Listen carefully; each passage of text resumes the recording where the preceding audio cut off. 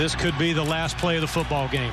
Herbert on the back pedal, throws underneath, and it's caught the hook and ladder, but it's dropped. The ball's loose at the 20. The Panthers fall on it, and Carolina is going to win this football game.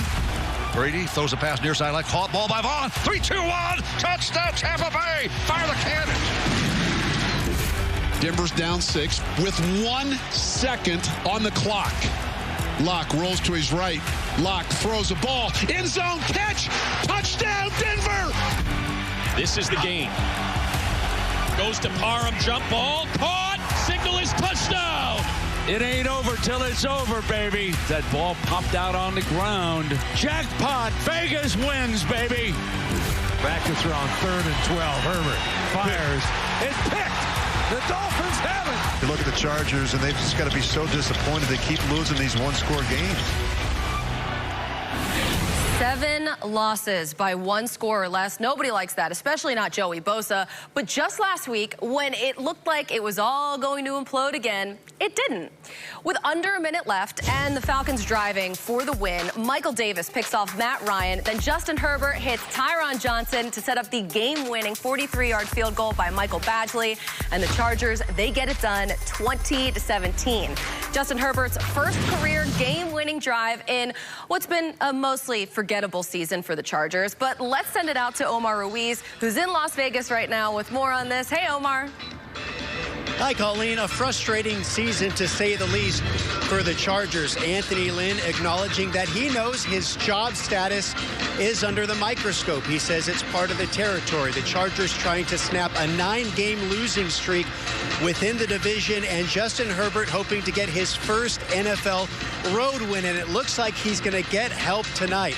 Both Mike Williams and Keenan Allen, who are listed as questionable, came out for their pregame workout, caught some passes from Tyrod Taylor, and as Keenan Allen left the field, he gave me a thumbs up that both he and Mike Williams will be playing tonight. Colleen? I like the thumbs up. That's always a good sign. Thank you, Omar. Okay, so on Sunday, Herbert became the first rookie to complete over 80% of his passes on 40 or more attempts since 1950. Translation, he played real well. So Herbert's been a serious silver lining for Chargers fans this year. Drafted after Joe Burrow and Tua Tagovailoa. So, Steve, when you look at the entire rookie quarterback class, will Justin Herbert be the best of the group? I think that's a fantastic question, but I really don't feel I'm in a position to say that, because say yes or no, because when you look at Tua, he's doing an excellent job. When you look at Joe Burrow prior to him getting injured, he was playing fantastic. When you just kind of look at all of these guys, they all were picked by their teams because you can see how fantastic they are and dynamic. When we're talking about Justin Herbert, this isn't a Chicago Bears type of situation where you have buyer's remorse when they drafted Mitch Trubisky and passed on a Deshaun Watson. This isn't the case. They have fantastic players, and Justin Herbert is their guy for the Los Angeles Chargers. Just like Cincinnati, Joe Burrow is their guy, and Tua.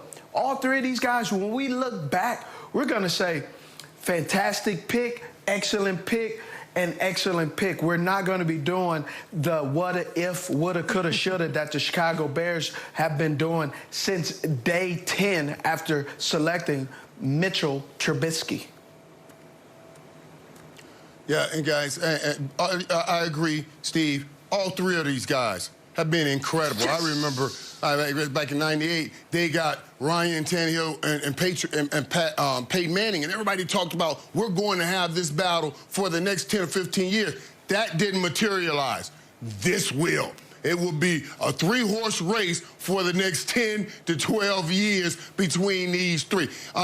If you press me on it, I'm going to take Joe Burrow right now. Just what I see. Well, I really like the kid. He reminds me a lot of Troy Aikman. His maturity level is just off the charts.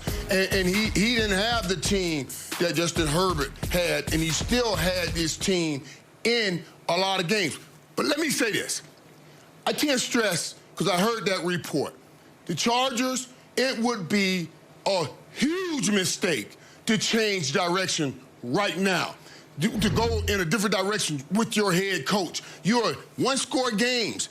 Give this kid one more year in this system. Give this system one more year to work before you start making a move. And those close games this year will be wins next year if you don't make a move. I'm telling you, leave Anthony Lynn, leave that staff intact, and leave this kid where he is. Next year could be a very good year. It reminds me a lot of a young Cowboy team we had. That's really, really interesting. Justin Herbert, he has looked good so far this season. 25 passing touchdowns, just 2 behind the record set by Baker Mayfield in 2018. And Monday, we saw Baker take on the Ravens in the highly anticipated Bougie Basket Bowl. So let's go straight to the fourth quarter here. Down 35-34, crampy Lamar Jackson emerges from the locker room. His first play back, a 44-yard touchdown pass to Marquise Brown.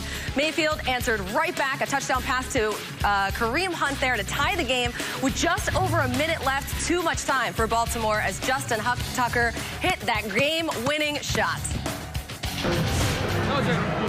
Man. Good game, bro. Hey, keep balling, bro. Hell yeah. Good to see you too, bro. I gotta give you my number too. Hell yeah. You keep changing up on me. I know. Hey, tell your mom I say hello. Hey, that's one of the greatest games in history right there. You guys are awesome. Great job. Thank you. Thank you. So, Steve, you put the Bougie Basket on the line, so now it's your time to shine at this point. What'd you think of maybe what was the best game of the year so far?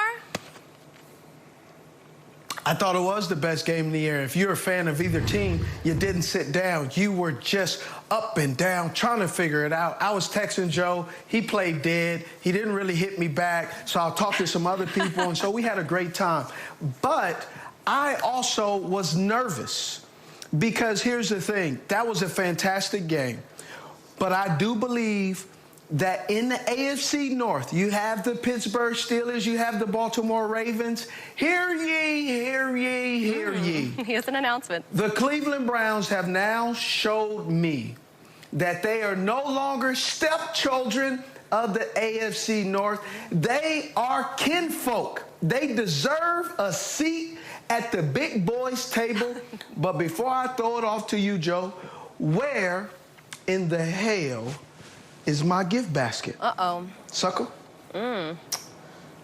Well, that's a great point because for some reason I'm the one that has the bougie gift basket right now, even though I lost the bet and you don't have anything. So we got to work on that here after the show is over. But we digress. Anyways, I agree with everything you said. This game was so important for the Cleveland Browns because it showed themselves that they deserve a seat at the table with the elites in the AFC. And it reminds me a lot of that 2007 Patriots-Giants game in Week 17. If you guys remember that game, the Patriots were going for that undefeated season, and they decided to play all their starters in the last game of the season.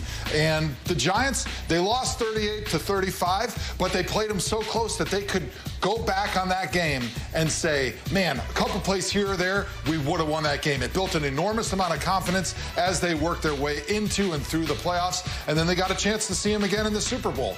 And what happened in Super Bowl 42, as we all remember, Patriots, Giants played an unbelievable game, but the Giants ended up winning.